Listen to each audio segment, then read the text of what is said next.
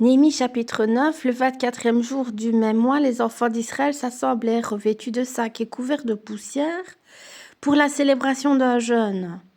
Ceux qui étaient de la race d'Israël, s'étant séparés de tous les étrangers, se présentèrent et confessèrent leurs péchés et les iniquités de leurs pères. Lorsqu'ils furent placés, on lut dans le livre de la loi de l'Éternel, leur Dieu, pendant un quart de la journée, et pendant un autre quart, ils confessèrent leurs péchés et se prosternèrent devant l'Éternel, leur Dieu.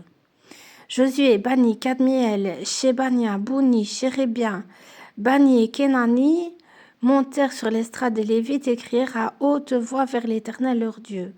Et les Lévites, Josué, Kadmiel, Bani, Ashabnia, Chérébia, Odija, Shebania et Petachja dirent: Levez-vous, bénissez l'Éternel, votre Dieu, d'éternité en éternité. Que l'on bénisse ton nom glorieux, qui est au-dessus de toute bénédiction et de toute louange.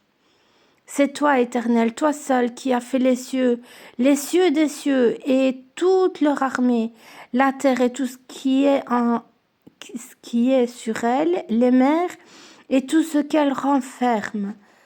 Tu donnes la vie à toutes ces choses et l'armée des cieux se prosterne devant toi. C'est toi, Éternel Dieu, qui as choisi Abraham, qui l'a fait sortir d'Our en Chaldée et qui lui a donné le nom d'Abraham. Tu trouvas son cœur fidèle devant toi, tu fis alliance avec lui et tu promis de donner à sa postérité le pays des Cananéens, des Hétiens, des Amoréens, des Phéréziens, des Jébusiens et des Girgasiens. Et tu as tenu ta parole, car tu es juste. Tu vis l'affliction de nos pères en Égypte, tu entendis leurs cris vers la mer Rouge. Tu opéras des miracles et des prodiges contre Pharaon, contre tous ses serviteurs et contre tout le peuple de son pays, parce que tu savais avec quelle méchanceté ils avaient traité nos pères, et tu fis paraître ta gloire comme elle paraît aujourd'hui. Tu fendis la mer devant eux, et ils passèrent à sec au milieu de la mer. Mais tu précipitas dans l'abîme, comme une pierre au fond des eaux, ceux qui marchaient à leur poursuite.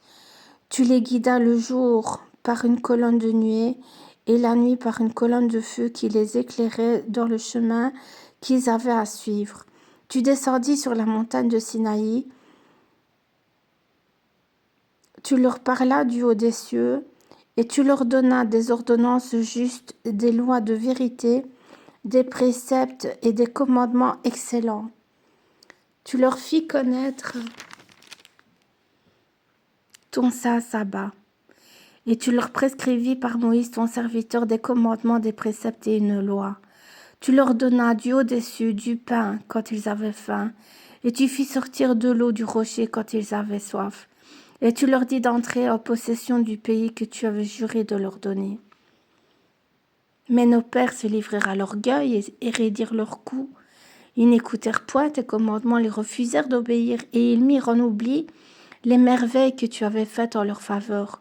Ils raidirent leurs coups, et, dans leur rébellion, ils se donnèrent un chef pour retourner à leur servitude. Mais toi, tu es un Dieu prêt à pardonner, compatissant et miséricordieux, lent à la colère et riche en bonté, et tu ne les abandonnas pas, même quand ils firent un veau en fonte et dirent: Voici ton Dieu qui t'a fait sortir d'Égypte, et qu'ils se livrèrent envers toi à de grands outrages.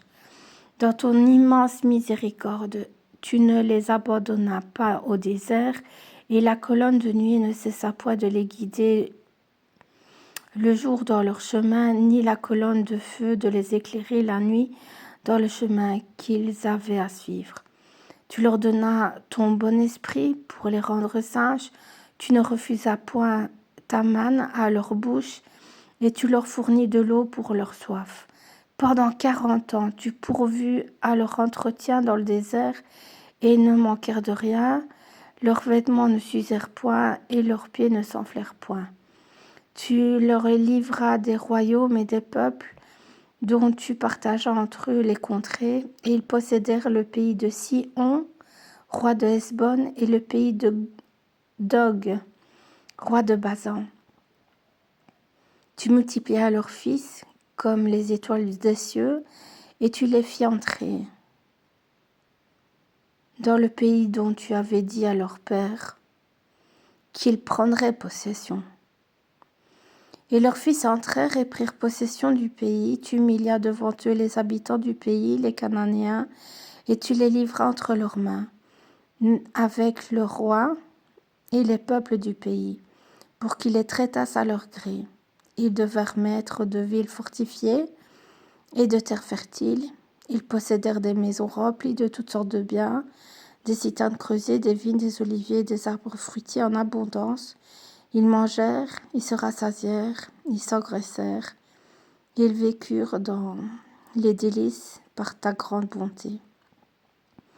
Néanmoins, ils se soulevèrent. Ils se révoltèrent contre toi. Ils jetèrent ta loi derrière leur dos. Ils tuèrent tes prophètes qui les conjuraient de revenir à toi. Et ils se livrèrent envers toi de grands outrages.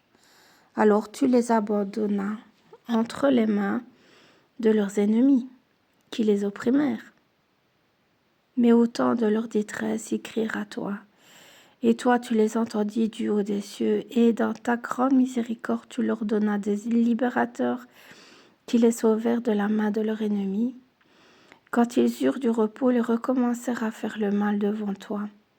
Alors tu les abandonnas entre les mains de leurs ennemis qui les dominèrent. Mais de nouveau, ils crièrent à toi, et toi, tu les entendis du haut des cieux, et dans ta grande miséricorde, tu les délivras maintes fois. Tu les conjuras de revenir à ta loi, et ils persévérèrent dans l'orgueil, et ils n'écoutèrent point tes commandements. Ils péchèrent contre tes ordonnances qui font vivre celui qui les met en pratique, et ils eurent une épaule rebelle. Ils raidirent leur cou et n'obéirent point. Tu les supportas de nombreuses années. Tu leur donnas des avertissements par ton esprit, par tes prophètes, et ils ne prêtèrent point l'oreille. Alors,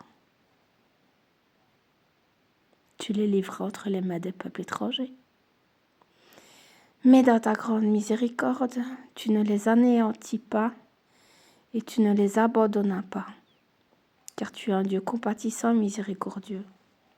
Et maintenant, notre Dieu, Dieu grand, puissant et redoutable, toi qui gardes ton alliance et qui exerces la miséricorde, ne regarde pas comme peu de choses toutes les souffrances que nous avons éprouvées, nous, nos rois, nos chefs, nos sacrificateurs, nos prophètes, nos pères et tout ton peuple. Depuis le temps des rois d'Assyrie jusqu'à ce jour, tu as été juste dans tout ce qui nous est arrivé, car tu t'es montré fidèle.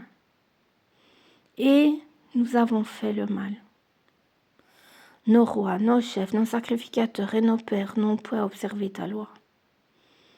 Et n'ont été attentifs ni à tes commandements, ni aux avertissements que tu leur adressais.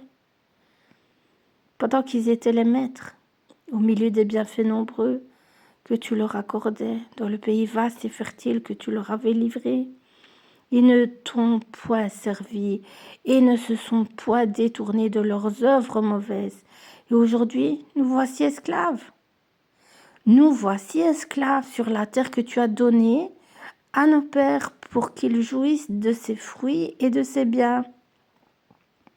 Elle multiplie ses produits pour les rois auxquels tu nous as assujettis à cause de nos péchés.